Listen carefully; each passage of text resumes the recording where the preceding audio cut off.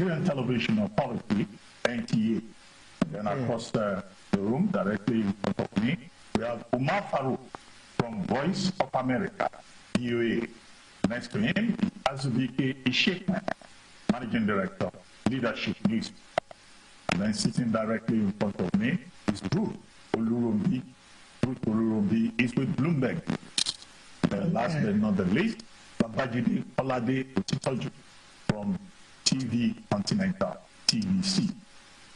So, Mr. President, let's start by commiserating with you and the people of Nigeria on the recent tragedy in Ibadan, Anambra, and also the federal capital territory, in which quite a number of people, about 65% people, including children, lost their lives as a result of what is called palliative distribution camp. But unfortunately, we commiserate with you and the people of Nigeria. But what is the guarantee that the next Christmas and the New Year will be better for Nigeria? What is the guarantee that the average Nigerian will be happier by this time next year than he or she is at this time? Thank you very much. It's a very serious and big feeling for all of us to lose loved ones, children, particularly in Oyo State, but then followed by various other reports. But are we looking at it from organizers' point of view? Or are you looking at it from the goodwill gesture of the people trying to give out whatever they have possessed? And it is very sad that people are not well organized. We just have to be more disciplined in our society. Condolences to those who lost a family member. But it is good to give. I have been given out foodstuffs, commodities, including envelopes and body loan for the last 25 years. I've never experienced this kind of incident because we are organized, country, discipline, and if you know you don't have enough to give, don't attempt to even give or publicize it. Is the question. No, every society, even in America, they have food bank, they have hungry people. In Britain, they have food bank, they have warehouses, they are organized. They take token to be in line and take turns to collect. It's unfortunate. We just have to. It's a reflection in our bus stops where we don't even want to be on queue before we rush into the vehicle. It is very sad, but we continue to learn from our mistakes. To me, I see this as a very grave error on the part of the organizers. But things are improving. It doesn't kill our happiness for this season. It should be. We should just get on with it. Mr. President, we must admit though that things have been pretty tough this year for many households, and they perhaps on the back of the reforms that that you have also admitted have been quite tough on Nigerians. The benefit of hindsight, do you think that perhaps you could have phased the removal of subsidy on fuel and the harmonization of forex rates? Or do you think that you could have withheld it until there was a contingency plan? What's contingency? Where is it? We were spending our future. We are spending our generations. We were not investing. We are just deceiving ourselves. That reform is necessary. I could see the smugglers fighting back. That one doesn't affect me. It affects smuggling. Why should you have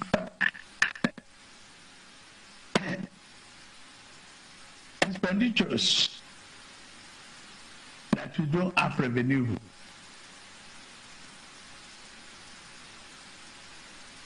I don't want to question people with five limousine type of vehicles on the roads. We should teach management with all our programs. We have to manage our resources within our means. There's no way out that you give out fuel and allow all the entire neighboring countries as Father Christmas.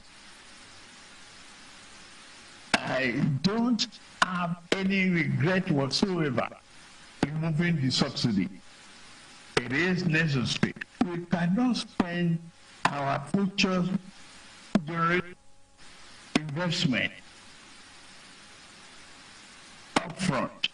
But do you think it should have been paid, done in the... It is part of fear that unnecessary. How you slice it, you stay up the bill. Cut your coat. Lay to your side. It's what we must manage. Management is the issue. And we have no choice but to pull the handbrake. Otherwise, we are headed for slippery slopes that will result in financial disaster. So, not just for us,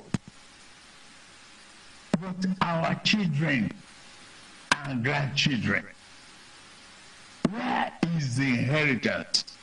Where is the pathway for prosperity? We've already prospected into the next fiscal year with the presentation of the budget of restoration. And congratulations on that. But Mr. President, what people are more concerned about is the issue of debt servicing. It exceeds education, health, and infrastructure combined. So a lot of people are wondering, especially critics of your budget, I'm sure you're aware of that, are wondering how you intend to close the budget deficit and balance that against the likelihood of more borrowing in the new year, or rather in 2025, for perhaps capital projects. Borrowing is not criminal. We have been coming from mismatch of our needs. We have a serious infrastructural deficit. If you don't put money on a long-term matching project, a long-term basis, we don't have the short-term to manage a long-term business. It's mismatched.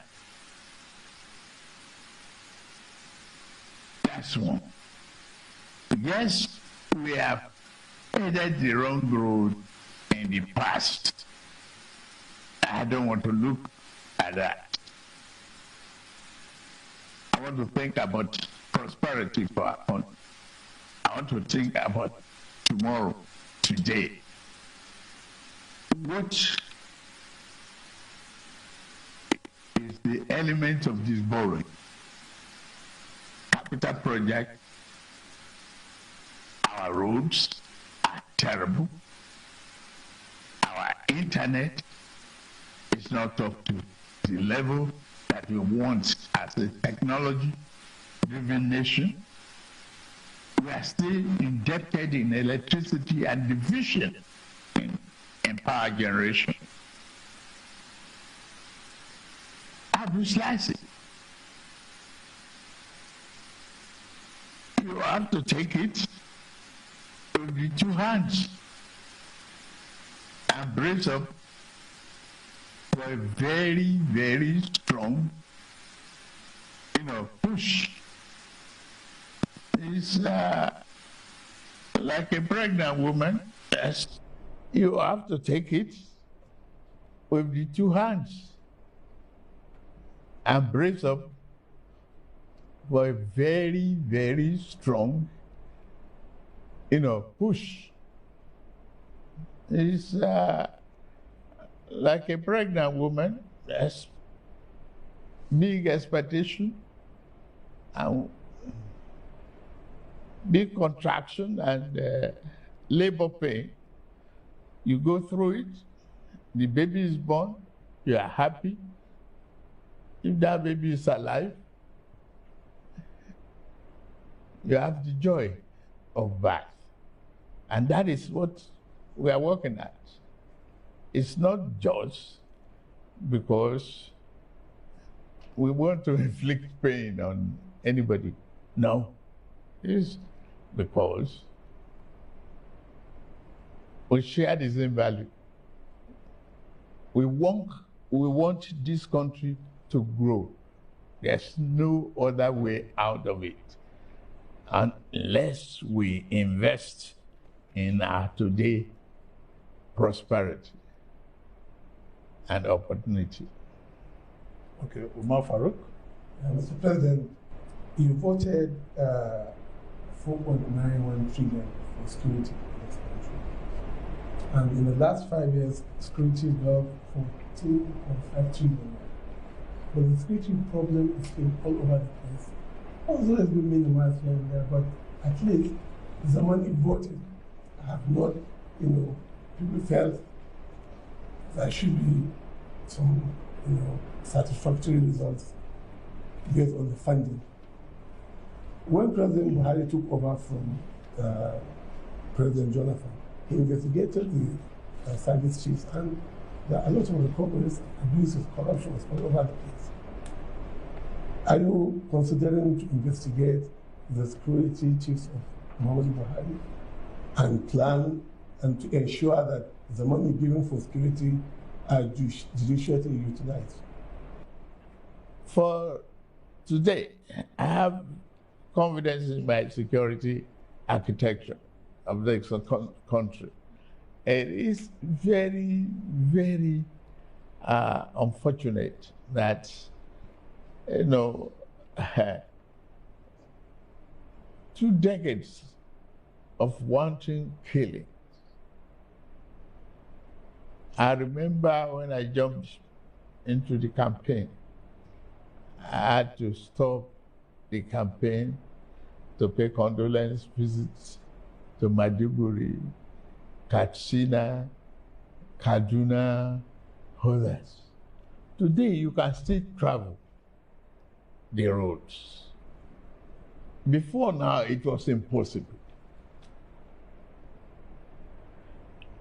It takes one incident to mess up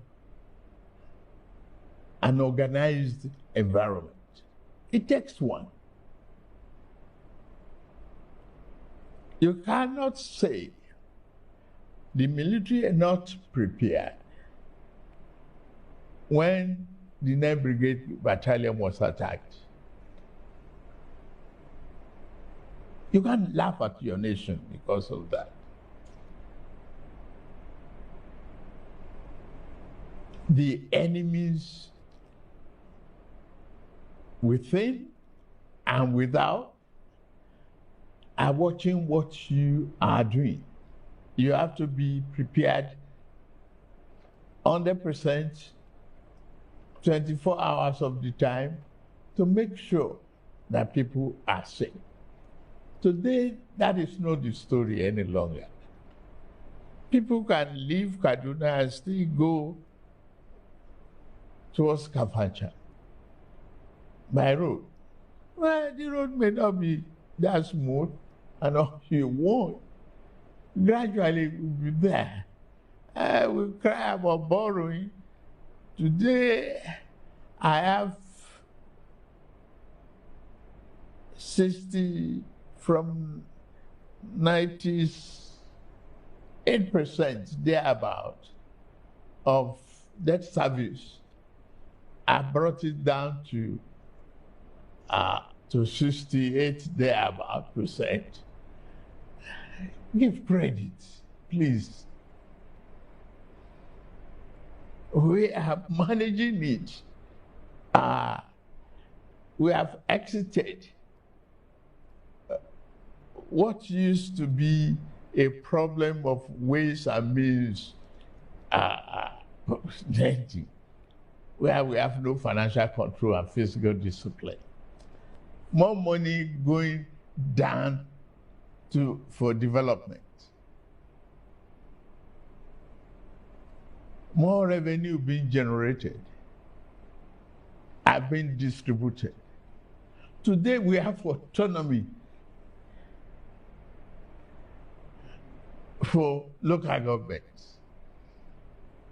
As some of you, including Otitoju, will remember my lamentation, my argument with Obasanjo about the need for grassroots development when I created 37 local government development areas for Lagos State.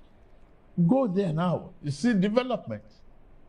You see rapid contact with the people at the grassroots. That is where people live. They are not living with me in Abuja now, except bureaucrats. And we have to do that. Well, I'll say I'm drawing water from a dry well. And Nigeria is moving forward. Regardless of critics, this is a budget of restoration and hope, and that Nigeria is on the path of recovery. We can't finish the job in one calendar year, and I'm not giving myself an excuse. It's only 18 months. He asked whether you are going to probe service chiefs that you... I'm not probing anybody, service chiefs or service chiefs. You cannot disrespect the institution because of a threat of a probe. And you cannot fight this war without investment in technology, in weaponry, and training. There might be leakages here and there, not wholesale. We put a very effective control mechanism in place to monitor our budgetary releases. And those funds are being judiciously used. Consider the welfare of our servicemen and women. Consider it. They are living in a very, and operating in a very serious conditions.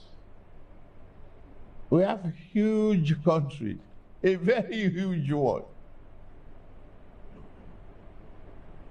and a lot of forests, unoccupied spaces.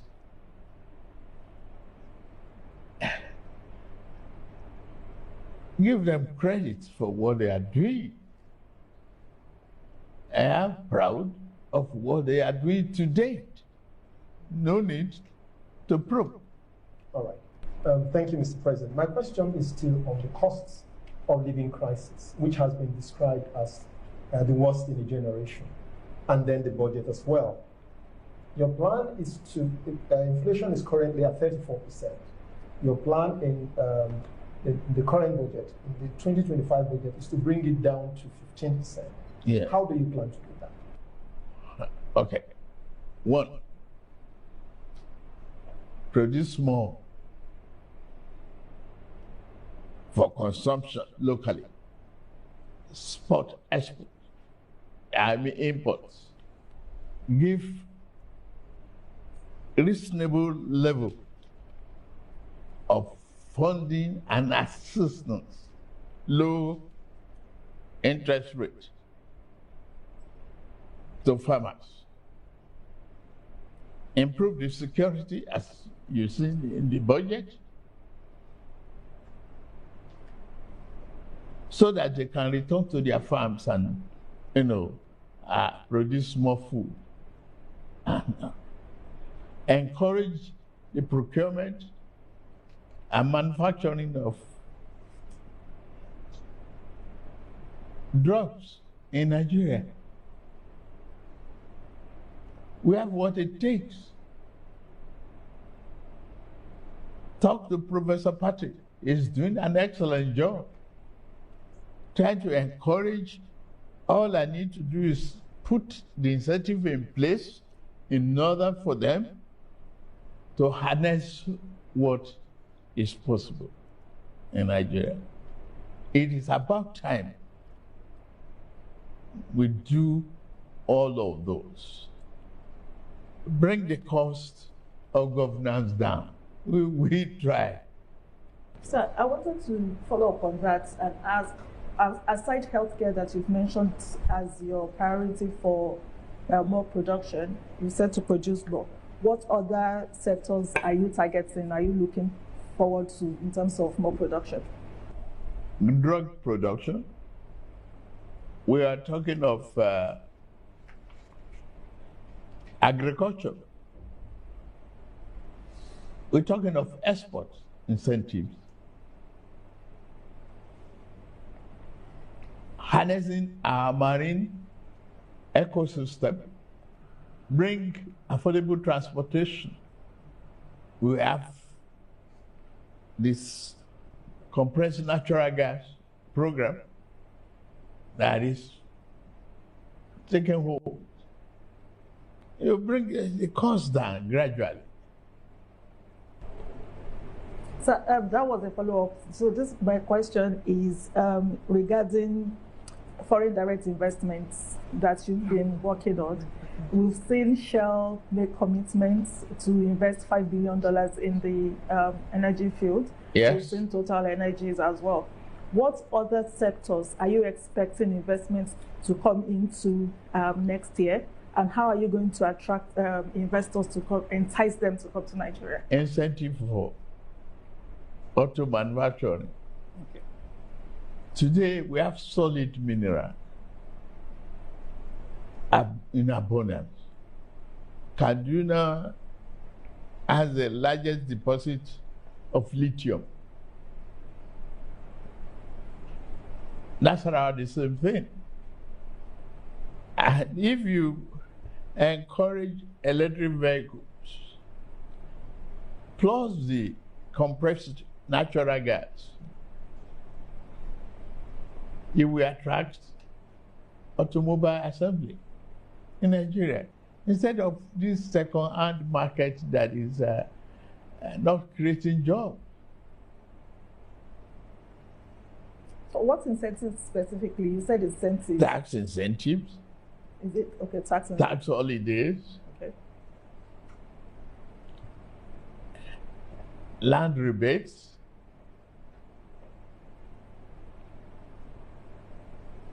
Manageable pays.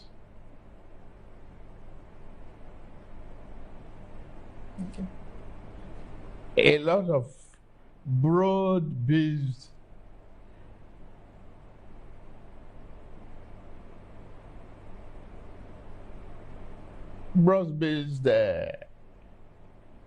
economic program that is attractive to foreign investment. Okay. I want to take us back to the matter of the tax reform bills that you came up with. It's still generating controversy in the country. Some people are not happy. They are complaining that there wasn't enough time to engage stakeholders so that they can come to some unanimity on the matter. I know that you've met with some governors and some leaders, especially from northern Nigeria. What is the situation on the tax bill? What steps are you prepared to take so that we can put this matter to bed?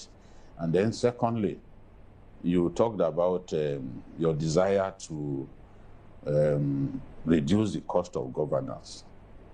Many people will say you have not, yes, you took some steps earlier, but they will say those steps are not enough. You have a very large cabinet, and they will want you to do something about the size of your cabinet. Is it something that you are prepared to do? Basically, what do you intend to do to bring down the cost of governance? I'm not prepared to bring down the size of my cabinet. One, I saw the need when I put them together. You don't give somebody an assignment that they cannot fulfill. No.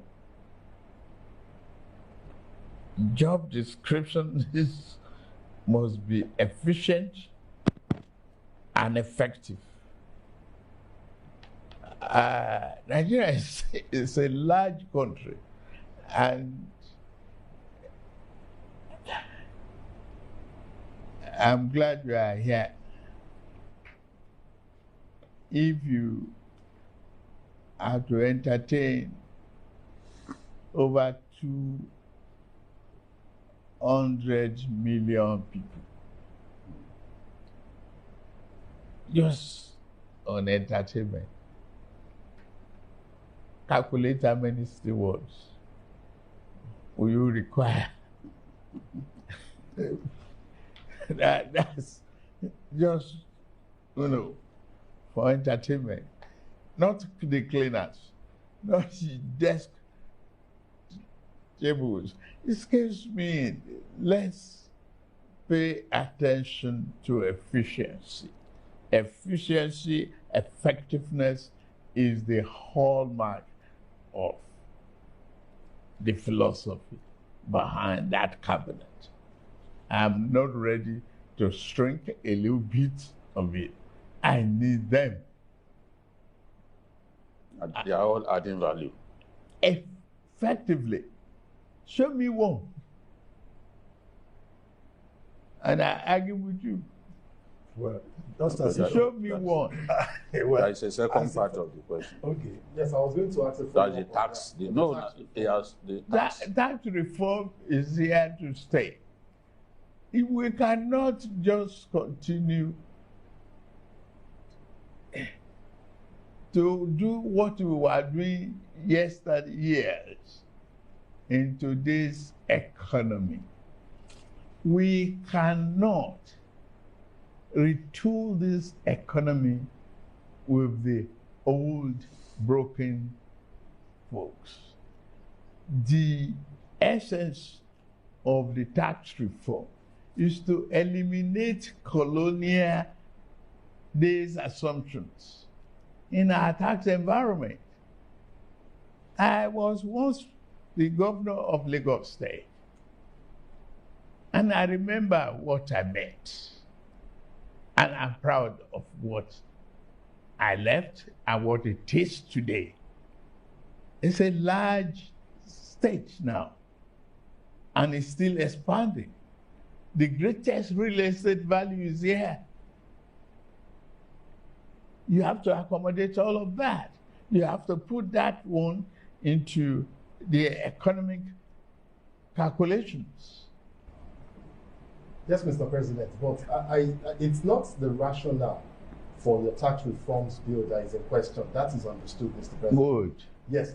I think what especially critics are arguing is that it seems to be rushed and that you could have perhaps preceding, just before the presentation to the National Assembly, you could have sought maybe for more dialogue, a political solution to preempt the outcry and resistance that you faced afterwards. Every tax situation without outcry is not a tax. Well, you cannot satisfy uniformly the larger community of tax evaders. Look at this tax reform. It's pro-poor. The vulnerables are not to pay taxes. All we ask for is widen the net, bake the cake larger, so that we can share a larger meal. What is the need? They will still ask for this consultation no matter how long I delay it. The hallmark of a good leader is the ability to do what you have to do at the time it has to be done. That's my philosophy. You have given me the mandate to govern. Let me govern within the limit of my capacity. And I believe I have that capacity. I believe so. That's why I went into the race. I am focused, laser focused on what Nigeria needs and what I must do for Nigerians. It's just not going to be El Dorado for everybody. But the new dawn is here. I'm convinced.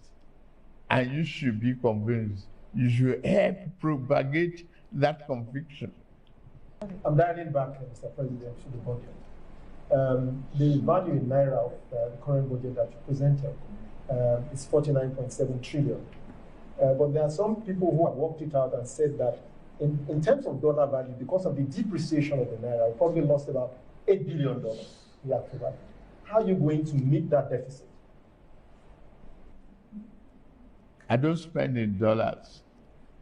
I only associate with it because of the global transaction. But Naira, for Naira, it's okay. Even the target of this administration is based upon what we earn in dollar converted to Naira. When you look at the petroleum revenue. But today I can tell you,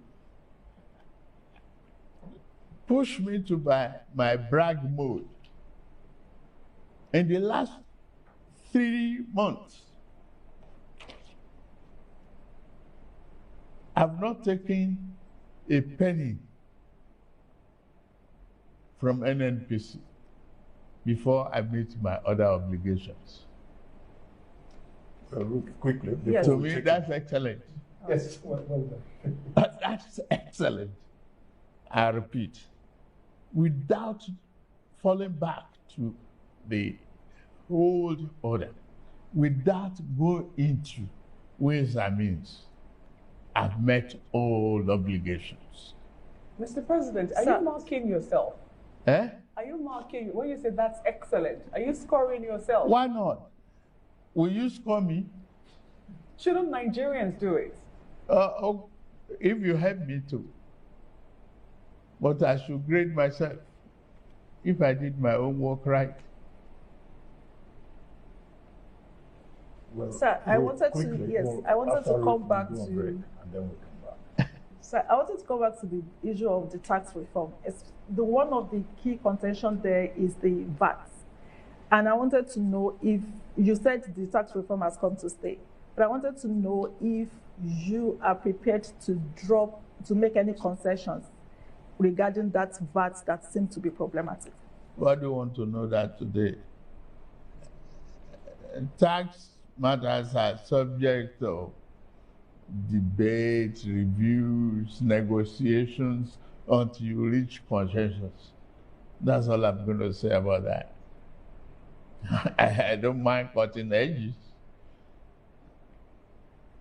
I will. On that note, Mr. President, we'll take a short break here on the program. President Bola Ahmed Tinubu's first media chat here in Ikoyi, Lagos. We'll be right back. Stay with us. Good morning, Marina Station and all the passengers. Efficient, it's comfortable. This development will go a long way in reducing congestion and emission. The trains are a long-term solution to Lagos traffic challenges. This is where we take the final, decisions on policies, programs of government that will have to ensure that, the narration of Lagos as a PLC is taken very, very seriously. This is a major pedestrian bridge linking Oyinbo here to Apapa Road over there. With this overpass, we are providing what we call a permanent solution.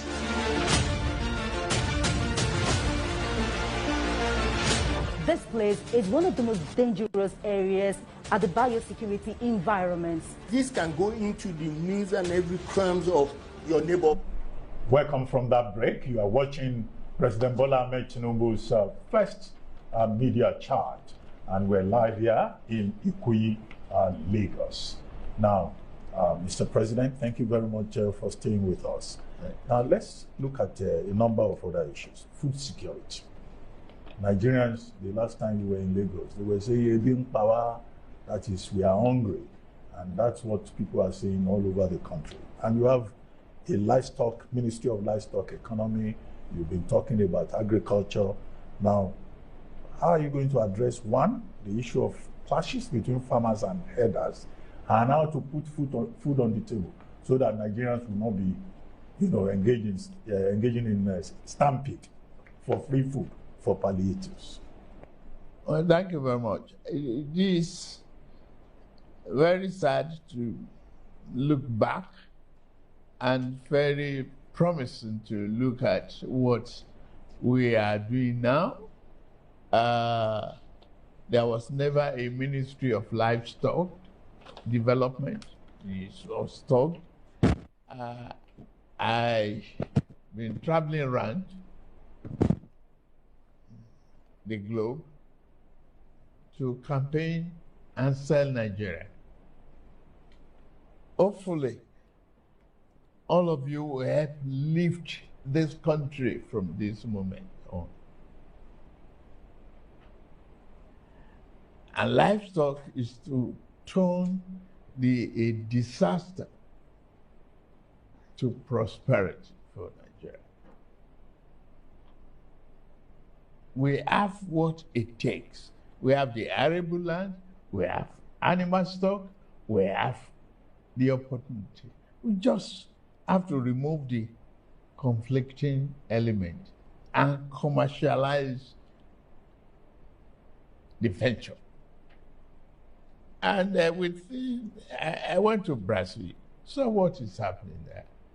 Within 2 days, I got a pledge of $2.5 billion.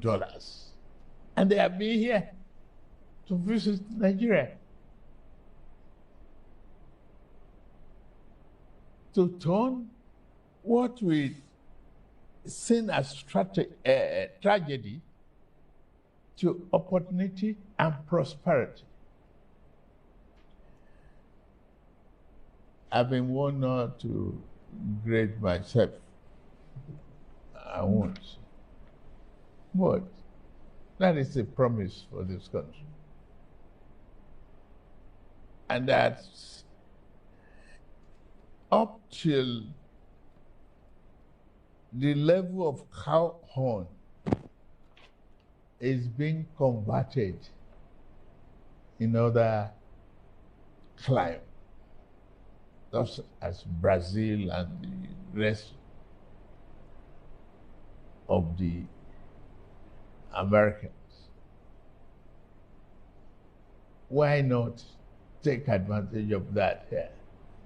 We can feed ourselves, we can export and feed other nations.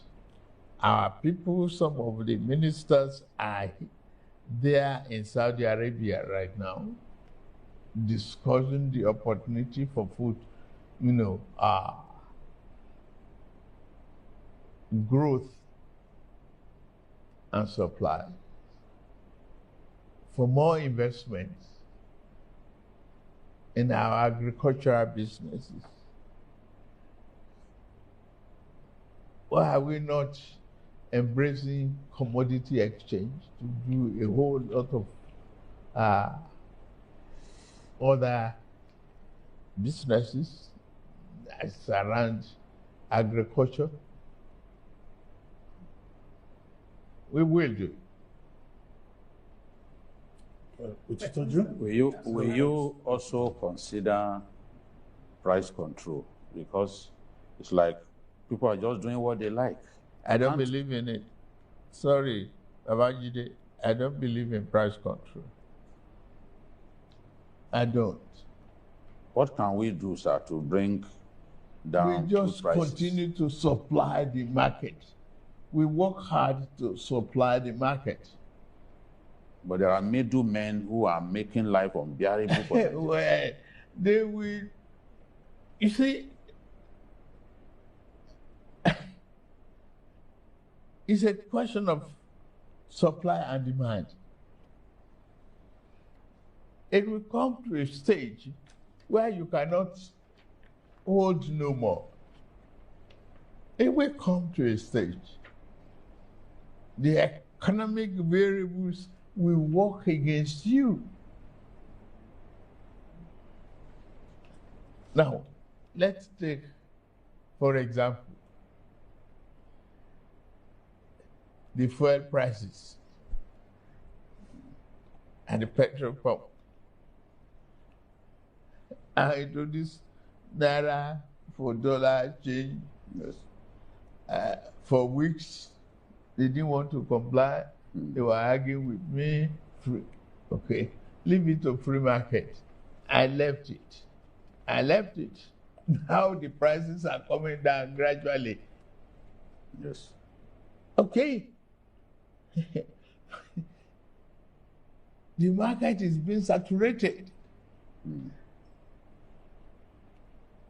No monopoly, no oligopoly. You have a free market economy flowing. And people are learning management. My friend used to have about, he bragged to me, he has 5 Rolls Royce. He brought a nice Jeep here. The other day, I saw him in his Honda Accord. Oh, he said, why? He said, that's where you put me. I said, I didn't put you there.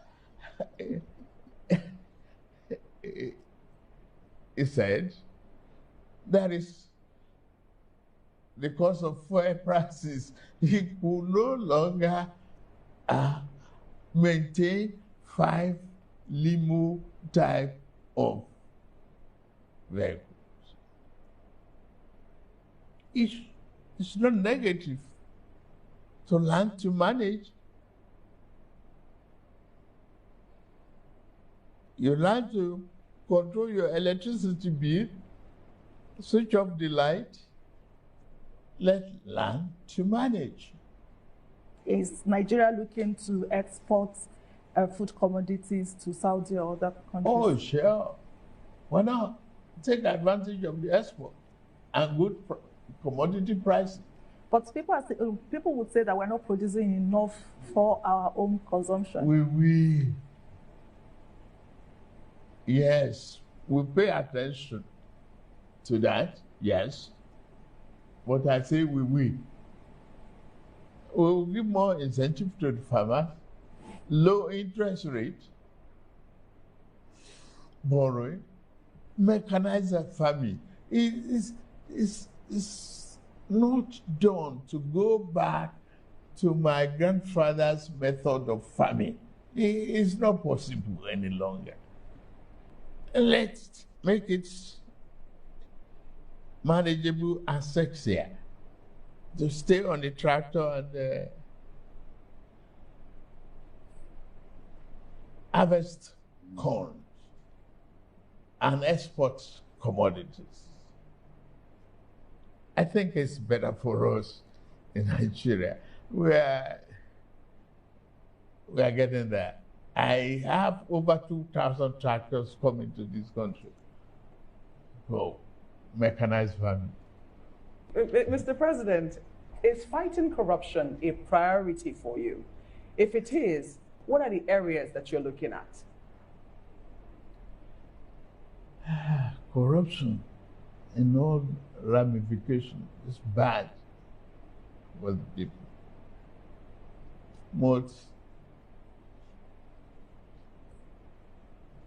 First of all,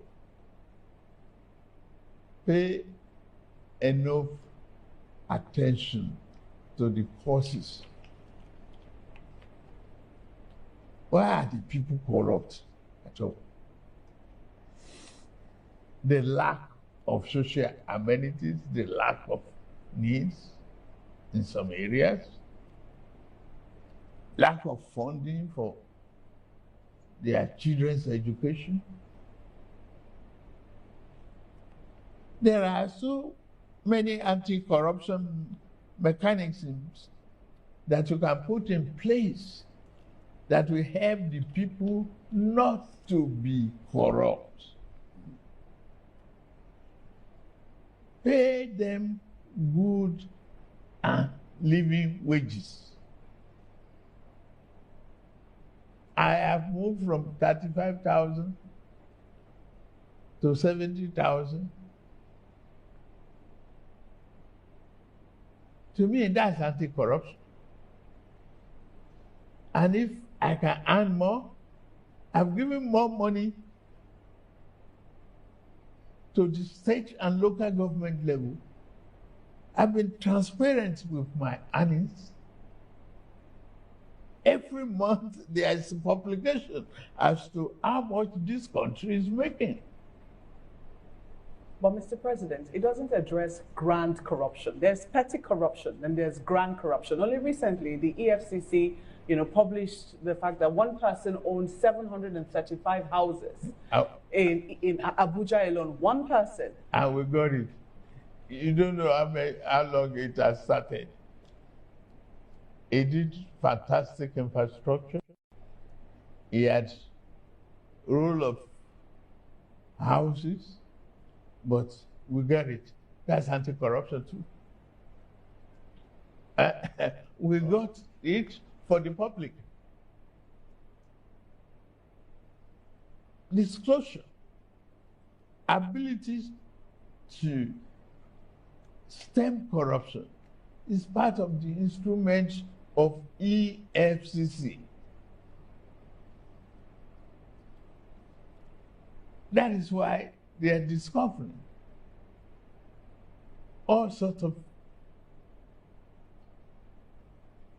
inefficiencies in the system, block all the loopholes where anybody can just game the system.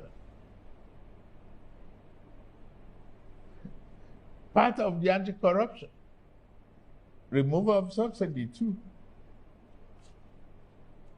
is anti-corruption.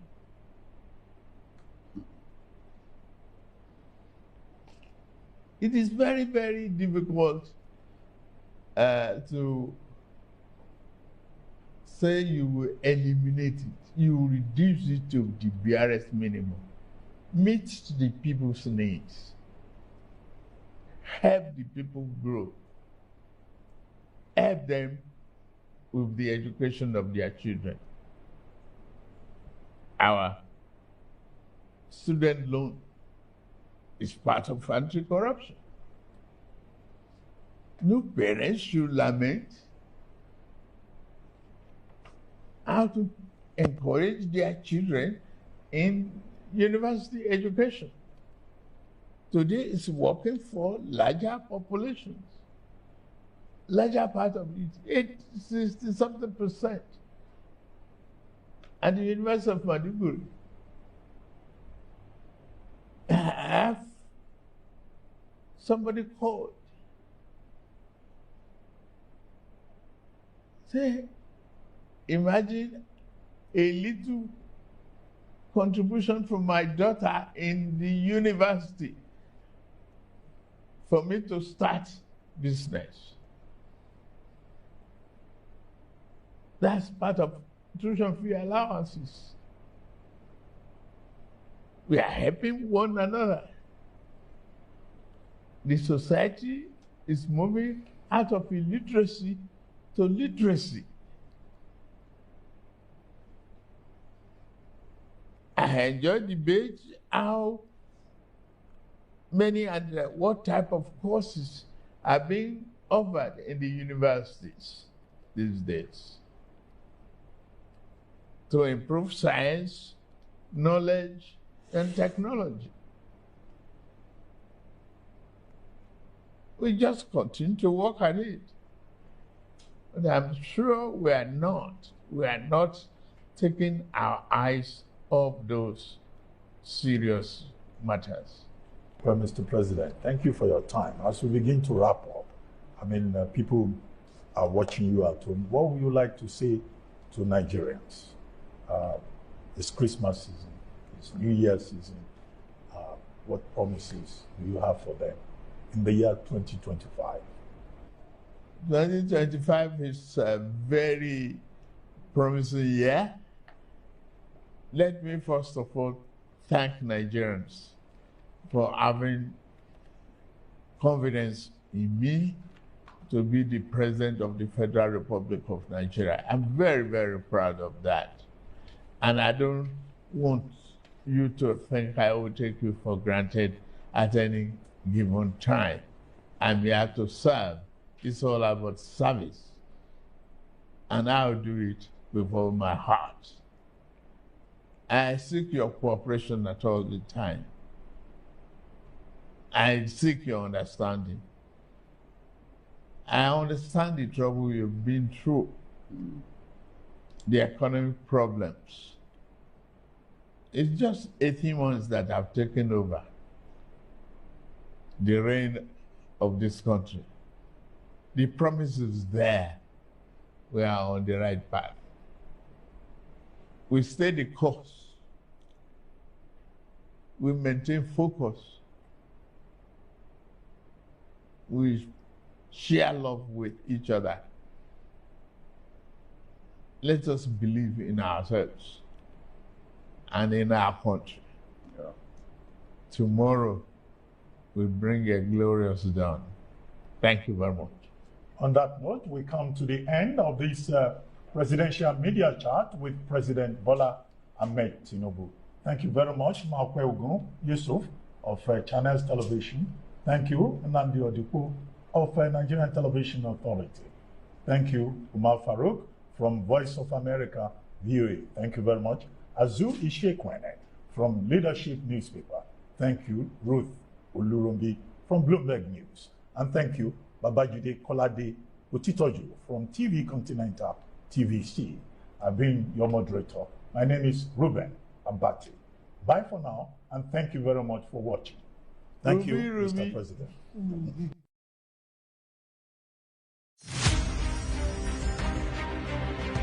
Muhammad Ali was born and raised in Louisville, Kentucky on January 17, 1942. His birth name was Cassius Marcellus Clay Jr.